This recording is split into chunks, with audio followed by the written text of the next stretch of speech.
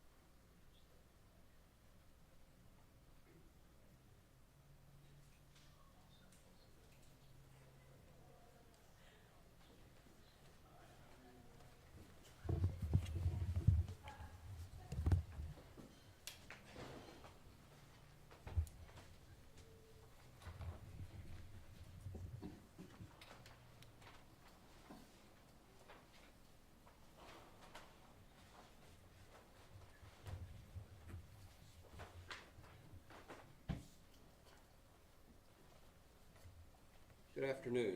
I'm Lieutenant Colonel George Bivens, Deputy Commissioner of Operations with the Pennsylvania State Police. Up here with me this afternoon is Major William Maitland, the Pennsylvania State Police Area 1 Commander, and Warren County Assistant District Attorney Cody Brown. As you know, we're here because Michael Charles Burham, 34 years of age, was in the Warren County Jail on a $1 million bail for kidnapping, burglary, and related charges. During the late hours of Thursday, July 6th, Burham escaped from the Warren County Jail. Burham was last seen wearing a denim jacket, orange striped jumpsuit, and Crocs, but has almost certainly changed clothing. Burham is a self-taught survivalist with military reserve experience. We believe he is prepared to survive in the woods. As previously reported, our searches have revealed small stockpiles or campsites in wooded areas. I brought a photo of one such hidden cache that we have discovered during the course of this search.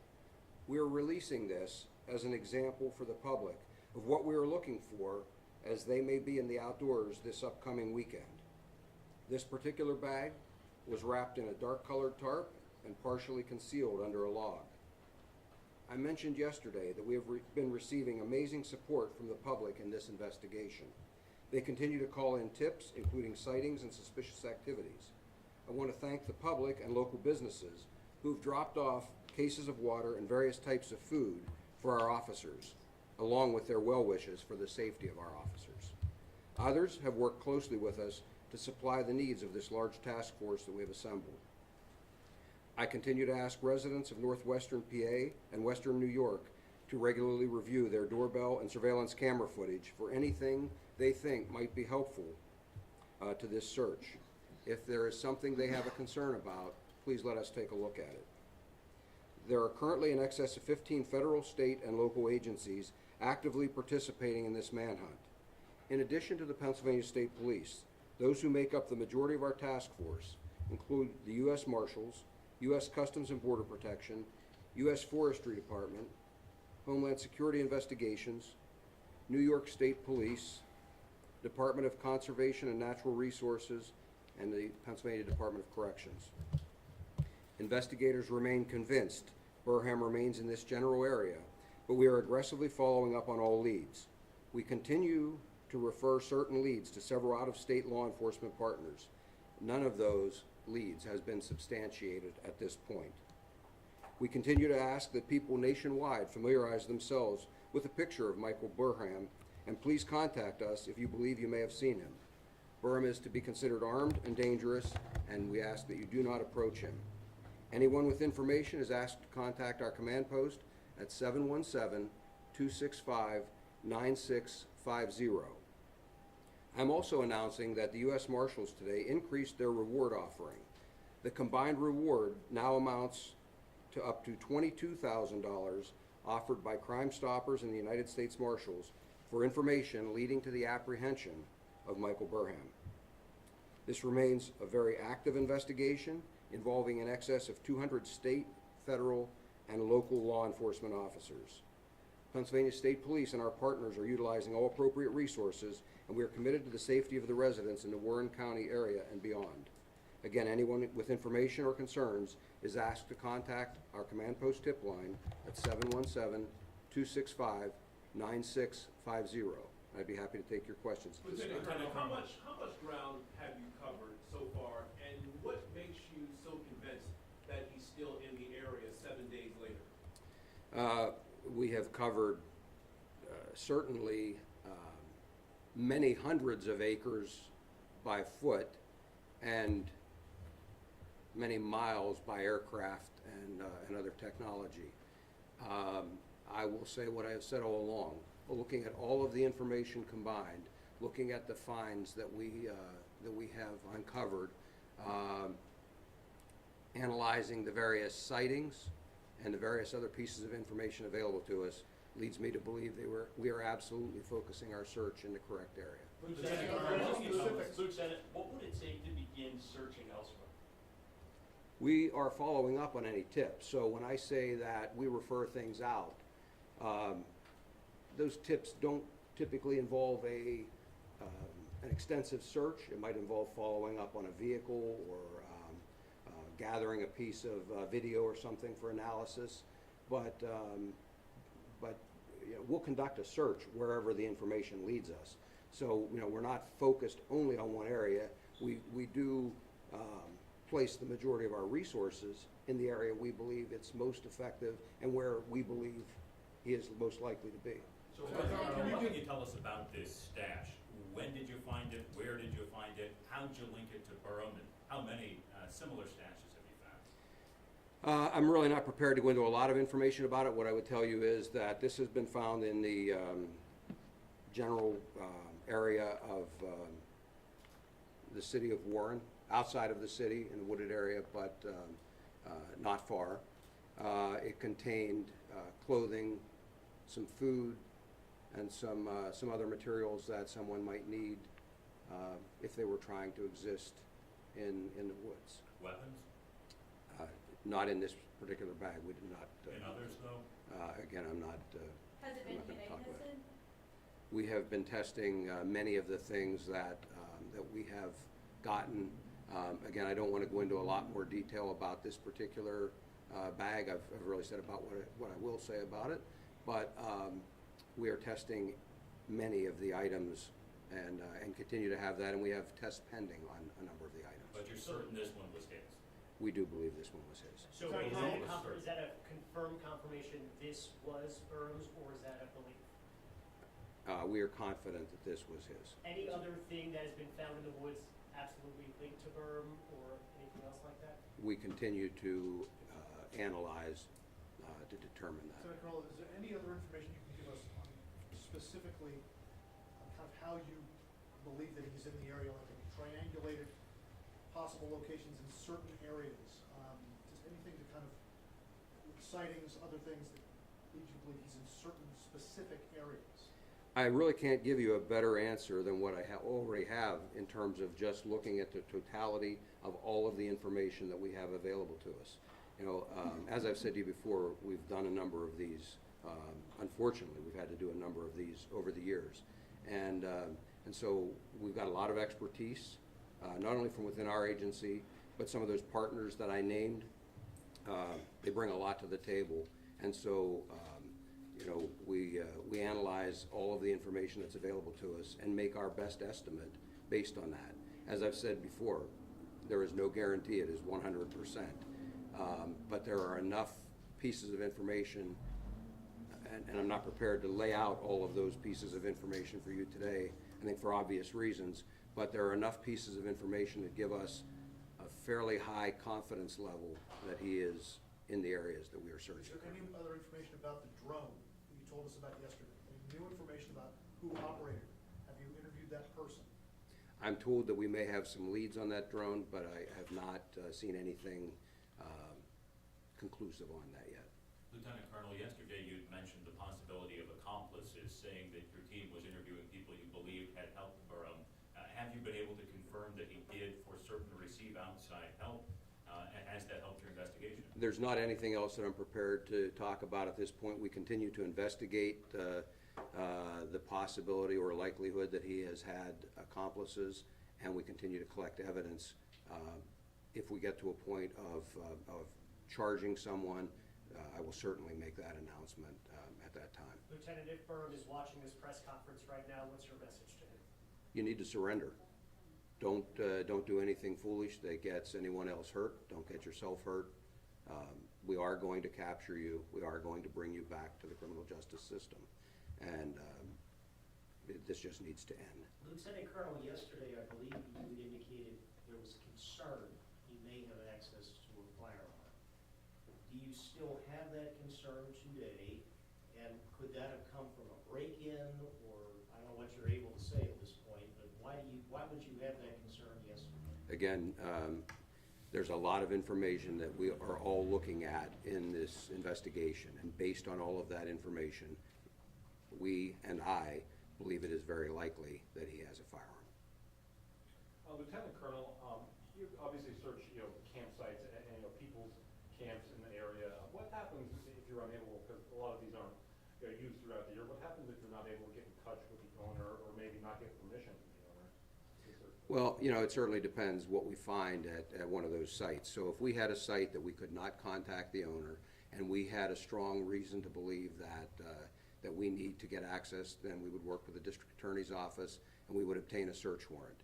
To this point, we have not found that to be necessary. We have been able to contact property owners, or the property owners have contacted us, and we've had permission to search anything that we've wanted to search to this point. Lieutenant Colonel, last time Burham fled to South Carolina, how far south do you have authorities on the lookout? As far as Florida, would you say? We have put out information nationwide. Lieutenant Colonel, yesterday, crew spent quite a while searching a local cemetery just outside of Warren. What led you there, if you're able to say, and did your search yield any results? Yes, we had a very significant lead.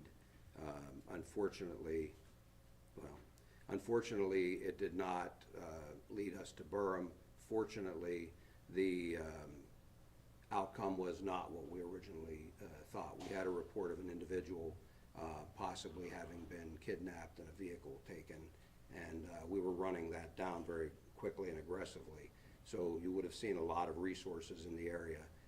Fortunately, it turned out that that was not the case, and so when I tell you that we run these leads down and look to see whether we can substantiate or not, in that case there was a lot of activity. Fortunately for the elderly gentleman involved in that, he was safe and there was not an issue. Lieutenant Colonel, I know you don't want to comment on media reports, but other media outlets have been running stories with a person who says she's a former girlfriend, claiming that he likes strategy games, likes to try to think he's one step ahead, loves to be out in the woods and trying to elude people, things of that nature. Could that be, and you had said you tried to do a profile of him, could could that be a sense of overconfidence that maybe you could try to take advantage of with him if he thinks he's being cocky out there? Again, we look at all of that type of information and factor that into our strategy. What I would tell you is I am bringing the resources, and our partners are bringing the resources to bear that will compensate for whatever it is that he thinks he can or cannot do out there. Again, we are going to catch him. It's a matter of time. Regardless of what his mindset is, we will certainly take that into account in our strategy, but it's not going to change the eventual outcome. Lieutenant Colonel, have you spoken to members of his family? I heard that his family's in the western New York area. If so, can you tell us anything about what they have told you? Have they cooperated? Are they not cooperating? As I've indicated previously, we have spoken with them, but that's part of the investigation, and I don't want to characterize their conversations. How about inmates in the Warren County Jail? Maybe they knew something he told them? There have been interviews conducted. At any point that we think anyone may have had contact with him, may have information to offer us, there have been many interviews done, and they continue to be done on a daily basis. Is there a scope of how much this is costing agencies throughout this 1 week now as we mark that tonight? I don't have a specific cost for you at this time.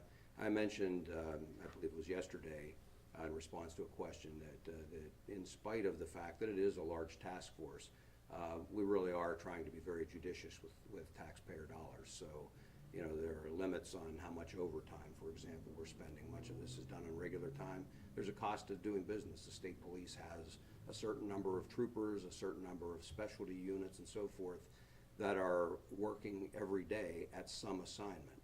This happens to be their assignment right now.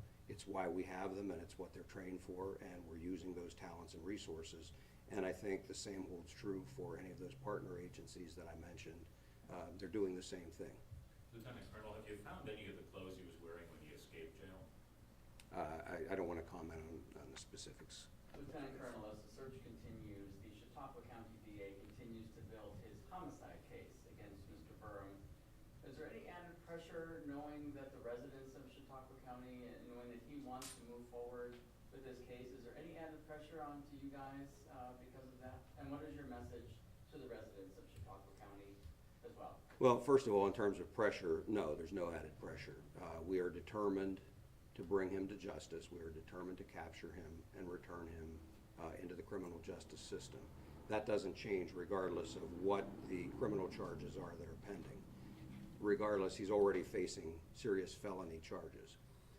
And my message to the residents of Chautauqua County would be that we are doing everything we can. We are working with the New York State Police and authorities there to share information, and we value and respect their concerns and their safety needs as well. And so we're doing everything we can to end this as quickly as possible. And that's where, you know, to go back to the cost, there's a balance there. You know, we're trying to be judicious, but we're also trying to make sure we apply the resources that we need to bring this to a close as quickly as possible. Lieutenant Colonel, this stash that you found, can you tell if this was something that may have been left someplace for him by an accomplice, or is it something that he may have stolen from another location? Any indication, or is it confirmation that somebody is out there helping? I really don't want to comment more than what I've said on that particular item. It's designed, I want to show people what it is we're looking for. That you can see it was wrapped in a tarp. It would have been stashed at least partially under that log. It's meant to not be immediately visible to someone walking by. And so what I'm asking is that, you know, as people are out hiking or biking or whatever in the woods and through the area in the coming days, particularly with the weekend, there'll be an influx of people. We're asking them to just be alert to anything like that, and if they see something, give us a call so we can check it out. What do you know about his knowledge of Warren, and did that play a role in his hiding out right now? Well, I mean, he's hidden here before. I think he has developed a comfort level with the area, and that may well have played a role. We'll know more when we capture him. Lieutenant Colonel, can you ballpark for us how many stashes like this you found? I'm assuming more than one, but are you able to elaborate beyond that? No, and the reason that I don't want to do that is I in the event he is able to access any information, I really don't want him to know what we have or have not located. But more than one we are able to say. Yes. Lieutenant Colonel, in your experience, the longer a manhunt like this goes on, does a suspect like Burham tend to get sloppy as it goes on, tend maybe leave you more clues? If not sloppy, worn out. And again, as I've said all along, part of our strategy is to push him hard, and we are pushing him hard. Anyone who's pushed hard tends to make mistakes, tends to allow us to exploit those mistakes. A very simple strategy, but it works. Have you ever dealt with someone this skilled at evading police? Yes. Lieutenant Colonel, do you have I don't know if you can tell us, but I live outside of the city. Can you give a sense for outside of the city? Does that mean a couple miles, 5 miles, 10 miles? I'm sorry, I Just for those wouldn't, of us that are- no, I'm sorry, I wouldn't want to do that, and the reason I don't want to do it, as I've said, the search area changes, and so on a particular day, we might be 1/2 mile outside the city. On another day or another time during that day, we might be 5 miles outside of the city, or we might be further than that. And so I don't want to give a false sense of security to someone who lives, say, 7 miles outside of the city, that they shouldn't be vigilant or don't have anything to worry about.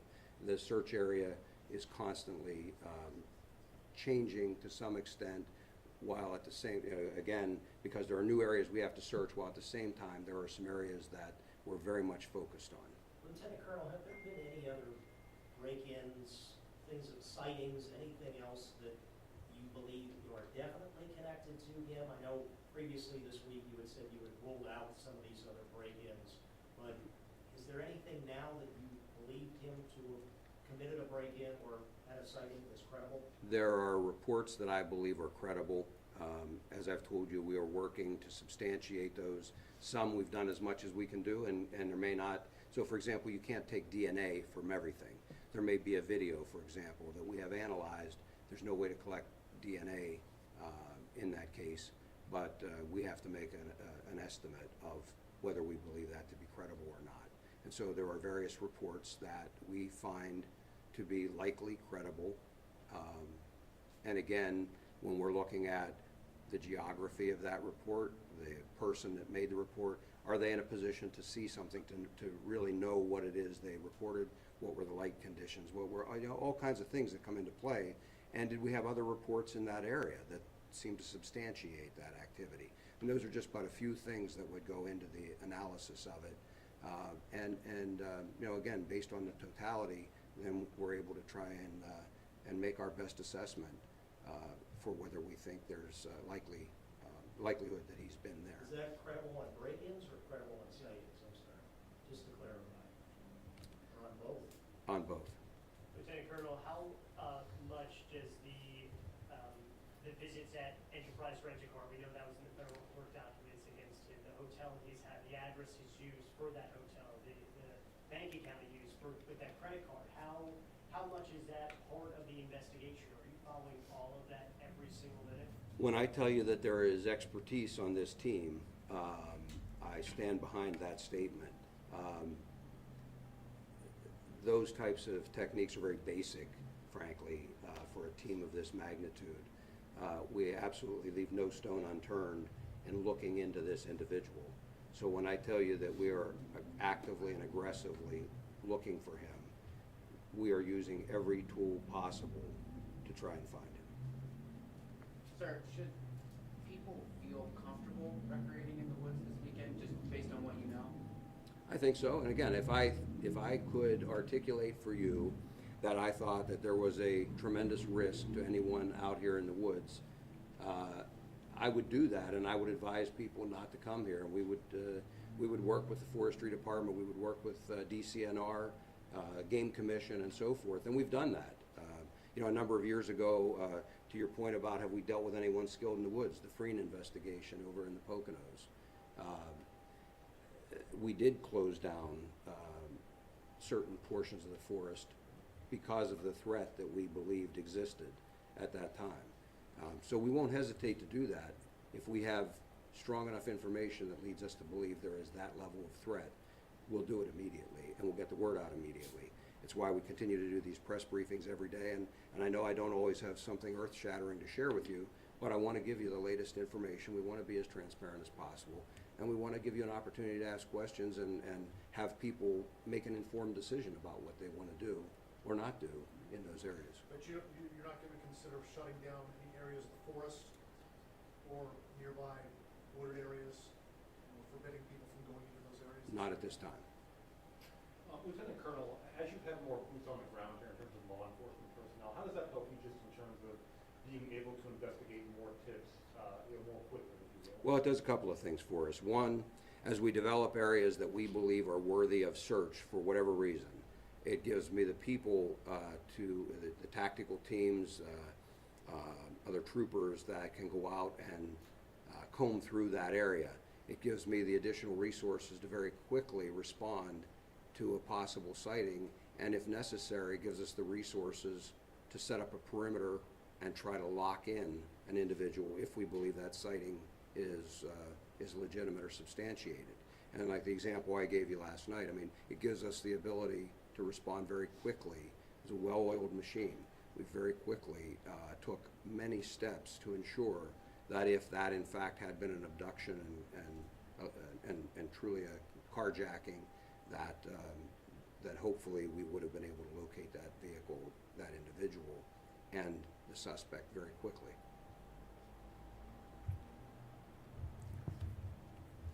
Again, I don't know whether someone asked this or not. Are you considering adding manpower? More manpower to this search? I think we have the right level of resources here right now, but much like we analyze the information constantly about where we want to search, where we need to refer information to, and so on, we are constantly analyzing whether there are other resources, whether that's more personnel, whether that's some other piece of technology, some other piece of information. Again, we've got a lot of expertise pulled together working on this investigation, and I'm very proud of the capabilities of that team. How much pressure do you think he is under? I mean, I'm trying to get a sense of whether you think you might have him hemmed in somewhere. Well, I'll turn this on you and ask you, how much pressure would you feel if you had a couple of hundred armed law enforcement officers with some pretty sophisticated tactical teams searching for you through the woods using all kinds of technology, overhead, on the ground, and so forth, and people that are very experienced at learning everything there is to know about you and using that against you with the intent of taking you into custody with the level of violence being up to you, how that occurs. Sure, but I mean, I'm clearly not him, and he's got skills that I don't have. So, I mean, do you believe? I believe he thinks he has. under- I believe he thinks he's got a lot of skills. We'll see.